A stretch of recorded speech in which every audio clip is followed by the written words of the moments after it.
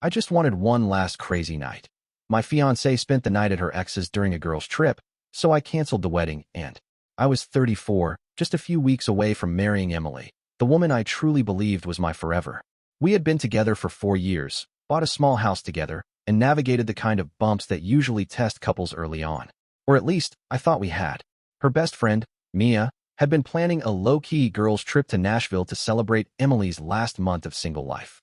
Nothing wild, she said, sightseeing, maybe a rooftop bar or two. Emily told me not to worry, that it was just going to be a relaxing getaway with the girls. I trusted her completely. I'd never been the jealous type, and in 4 years she'd never given me a reason to doubt her.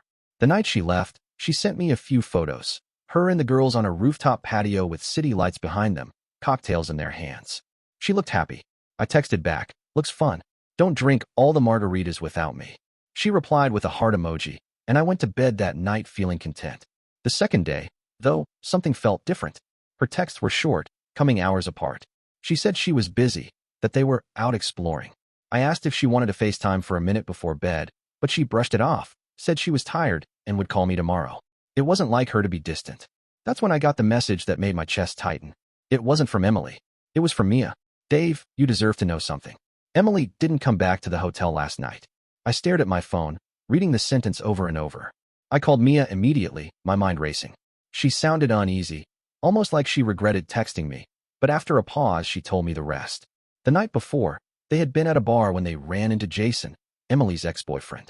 She had mentioned him before in passing, but never in a way that raised any red flags. According to Mia, Emily had a few too many, and when the group was ready to leave, Emily said she was going to grab some food with Jason since it was on the way to their hotel. Mia assumed she'd be back soon, but she never came back.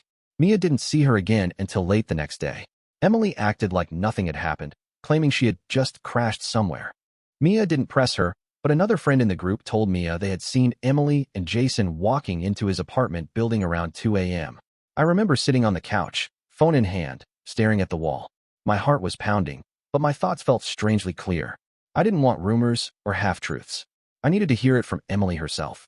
That night, I tried calling her. She didn't answer. Just a short text. Can't talk right now. Long day. And that's when the certainty set in. Something wasn't right. I didn't know exactly what had happened between her and Jason, but I knew this wasn't just a case of losing track of time. The trust one had always taken for granted suddenly felt fragile, like I was holding something that could slip and shatter at any second. I decided I'd confront her the next morning, no matter what excuse she tried to give me. The next morning, I woke up early and sat there with my phone in my hand, staring at her contact name.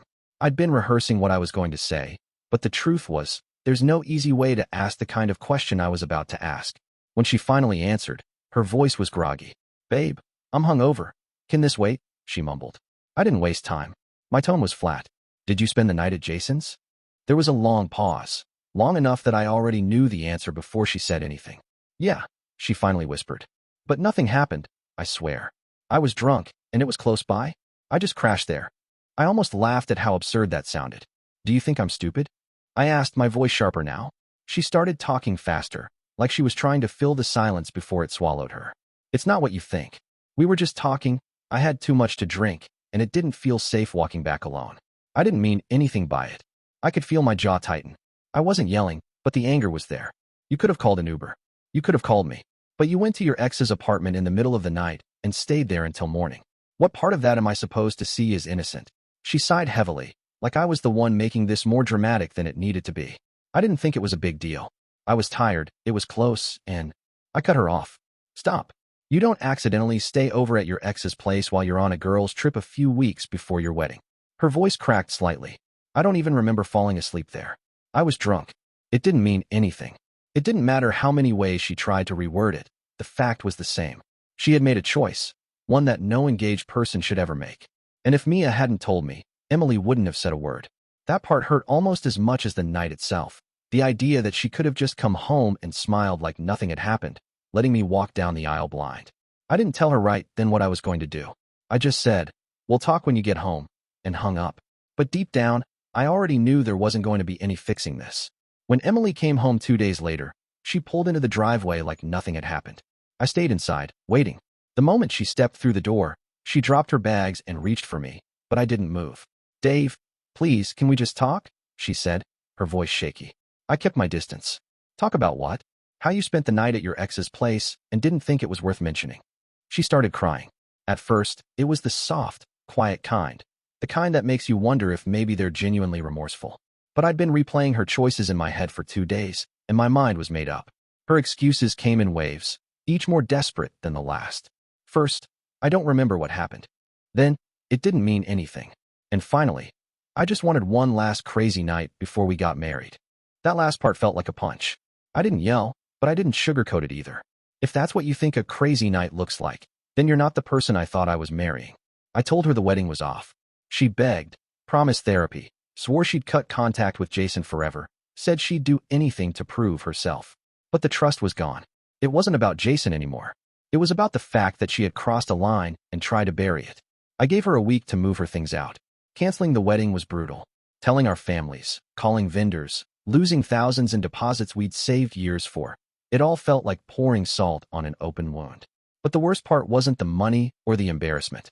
It was standing in the house we'd made a home and realizing that the person I was going to spend my life with had been capable of betraying me so casually.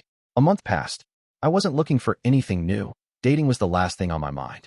But somehow, I found myself spending more and more time with Mia. She had been the one to tell me the truth, to check in on me after the breakup, to listen without judgment. She never badmouthed Emily. She just showed up when I needed someone in my corner. It wasn't planned, but it happened naturally. We started seeing each other. When Emily found out through mutual friends, she sent me one final text. Wow, you replaced me with my best friend. I didn't reply, because the truth was simple. She'd replaced my trust with lies long before I replaced her with someone who respected me. Now I'm left wondering, was calling off the wedding the only right choice here? Or do you think I should have given her a chance to make it right?